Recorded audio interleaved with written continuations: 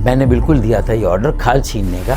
London से मैंने MQM को अलग किया। ये माहिदे से कुछ नहीं हुआ जो पीपल्स पार्टी से किया, PTI को छोड़ के। तो सबसे पहले मैंने ये किया कि कराची के उन मफलूकुल हाल और गरीबों की बस्तियों को जिन्हें एक अरसे से मालिकाना हुकूक नहीं मिले थे और वो ये कहलाया जाता था कि जिस ज़मीन पर रह रहे हैं वो उनकी ज़मीन नहीं है और उन्हें हर जो शहरी इदारा हो, ज़िला इदारा हो, उन्हें रिश्वतें देनी पड़ती थी। तो सबसे पहले आकर तकरीबन 150 से ज़ायद कच्ची आबादियों को हमने लीज़ दी, मालिकाना हुकूक दिए।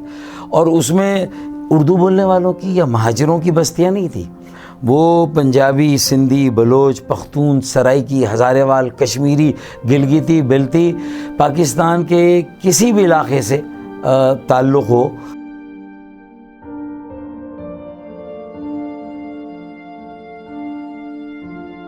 तो ईसा नगरी को किसने लीज़ दी? मेरी मेयरशिप में डॉक्टर फ़ारूक सत्तार ने लीज़ दी। उसके बाद निश्तर बस्ती को किसने लीज़ दी? मेरी मेयरशिप, और बाद में मैं वज़ीर बल्दियात बना, उस ज़माने में उन्हें लीज़ दी गई। फुरखानाबाद को किसने लीज़ दी? डॉक्टर फ़ारूक सत्तार ने लीज़ दी। उसके बाद गौसिया कॉलोनी, वो भी इसी हल्के में है, उसे लीज़ किसने दी? डॉक्टर फ़ारूक सत्तार ने दी। इसी तरीके से नफीसाबाद एक बस्ती है, उनका और अमीनाबाद का मसला था, वो 50 सालों से मसला जो था वो इसी तरह पेंडिंग में था। उस मसले को हल किया और लीज़ दी, नफीसाबाद के मकीनों को मालिकाना हुकूक दिए। फिर एक आखिरी बस्ती थी महाजिर उस्मानिया कॉलोनी, जो जहांगीर, मार्टन और पाकिस्तान क्वार्टर से मुंसलिक है, और चूँकि वो ज़मीन KMC के पास थी तो हमने उन्हें भी मालिकाना हुकूक दिए। तो ये तो एक वो काम है जो इस NE 245 का जो हमने दिए।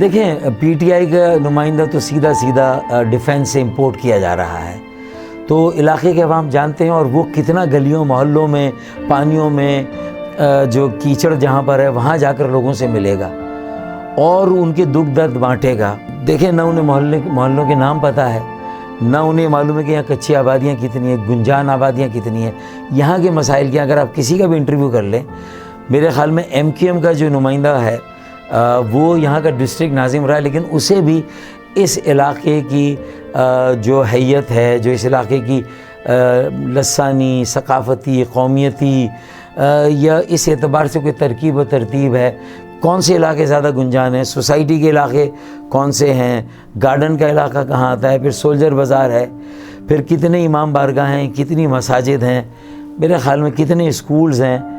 तो मेरे ख़्याल में ये सारी मालूमात मैं नहीं समझता कि किसी और के पास हो सकती है। तो बहुत सी जमातें जो हैं वो कराची से की जो है वो जमातें नहीं हैं, कराची के मखसूस मसाइल हैं, और यहाँ सबसे ज़्यादा और बड़ी आबादी पाकिस्तान बनाने वालों की मौजूदा नस्ल, या जिन्हें उर्फ़ आम में महाजिर कहा जाता है, जिनका एहसास महरूमी जब एहसास बेगानगी में तब्दील हुआ, मरदमशुमारी में उन्हें कम गिना जाता है। गैर आइनी कोटा सिस्टम की तलवार आज भी उनके सरों पर लटक रही है। डोमिसाइल और PRC का निज़ाम, आप अगर जाएं तो लाहौर का डोमिसाइल आप नहीं बना सकते, लेकिन पंजाब से आने वाला कोई बड़ी आसानी से कराची का डोमिसाइल बना सकता है।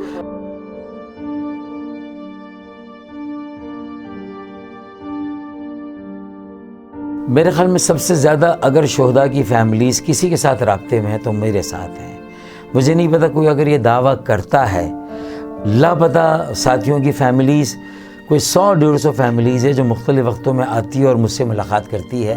अगर कोई ये कहता है कि 500 लापता साथियों को बाजियाब कराया, तो मेरे ख़्याल में जो हालिया 4 सालों में लोग लापता हुए उनकी लिस्ट मेरे ख़्याल में 300 से ज़्यादा की नहीं है। और वो 500 लोगों को अगर किसी ने बाजियाब कराया तो मैंने किसी वीडियो में उन 500 में से किसी फैमिली को मेरे इन भाई के साथ, इस भाई के साथ नहीं देखा।